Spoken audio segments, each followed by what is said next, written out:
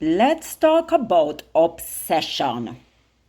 Obsession with our beautiful Duchess of Sussex living her beautiful life. We're talking about some serious delusion, some serious obsession with these people now. Not admiration, even though we have to say they are Meghan's biggest fan. Obsession, right? I have to say it over and over. And the latest example comes straight from the Daily Fail, or as many call it, the Daily Fail. While William, this is what they wrote in them. While Prince William was dining on boneless chicken wrapped in zucchini at a state banquet, the Fail was busy in Montecito. Yes, guys, you heard that right. They literally flew 5,000 miles across the Atlantic to stalk Harry and Meghan in California. What is wrong with these people? Think about that for a second. A massive state visit was happening. Trump was in London. Kate Middleton had her blonde extensions on, and the palace rolled out the full clown show of pomp and circumstance. And yet, what did the field focus on?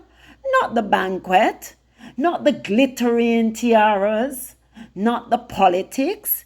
They were desperate to find Meghan and Harry walking their dogs, picking up takeout, or maybe sipping lattes or rosé in their hometown. They admitted it, guys. That's how sick they are. They admitted it. They wrote that the couple had appeared to have gone to ground when the Daily Mail visited Montecito this week. The audacity, the caucasity of these silly people. They write the stupidest thing and put in the newspaper. They stalk Harry and Meghan. They are obsessed with them, and they could not give themselves 2 days. They were worried that Harry and Meghan were going to overshadow them, because guess what? Harry and Meghan always overshadow them no matter what they do. Even if Meghan is doing nothing, she's still overshadowing them because they are so obsessed with her. Why are you so obsessed with her? Leave her alone. My goodness. They admitted, guys, that they were visiting Montecito this week. In other words, they went looking, stalking, and couldn't find them. They were looking for them. This is where it gets unhinged. The Mail's real goal wasn't to report on Meghan and Harry quietly living their soft, beautiful life, Harry being home, Meghan being happy. No, they wanted to snap a photo, drop it on the same day as a state banquet, and then scream, "Look, Meghan and Harry are trying to upstage the royals." That's the playbook. Manufacture the moment, frame the narrative, accuse the Sussexes of something they never did. What did Meghan say? They don't report the news, they create the news. A lot of the times that's what they do. Create the news and then make a big hullabaloo about nothing. And let's pause here. Meghan herself, as I was saying to you, talked about this pattern. Every time she was photographed grabbing a burger, leaving the dentist, or sitting in a car, the press claimed she staged it. They called it a pop walk. But now we know the truth. Those weren't setups. That was stalking. Those were British media outlets physically trailing her, waiting for the moment and snapping pictures so they could later spin them into clickbait. That's dangerous. It's unwell, guys, and it's sick. Harry just had an incredible week. Meaningful visits in the UK, a powerful trip to Ukraine, and a Guardian interview where he laid everything bare. Now he's home with Meghan, probably enjoying time with their children, enjoying some nice rosé, some nice wine. And the press, They can't stand the silence. They can't handle not having new images to sell.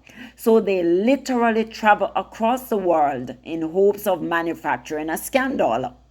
The irony, the very same tabloids that call Meghan and Harry irrelevant are the ones chasing them down like the only story that matters.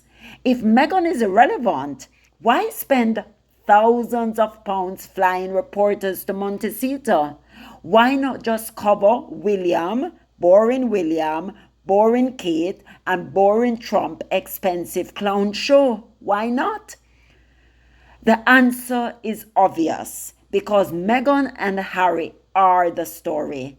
They're the only royals the public actually cares about. Their every move drives traffic, sells papers, and boosts clicks. Even the fail knows it, and so the cycle continues. Obsession, stalking, accusation, rinse and repeat. And this is so true because yesterday was supposed to be the state banquet, right? They had this all these articles in the paper. And if one of the article got 4,000 comments, they got enough. Put some silly thing in there about Harry and Meghan, or even things that Harry and Meghan did. Look at last week when Harry was there. Over 10,000 comments on one article, 9,000 comments, 8,000 comments. Harry was literally all over the globe.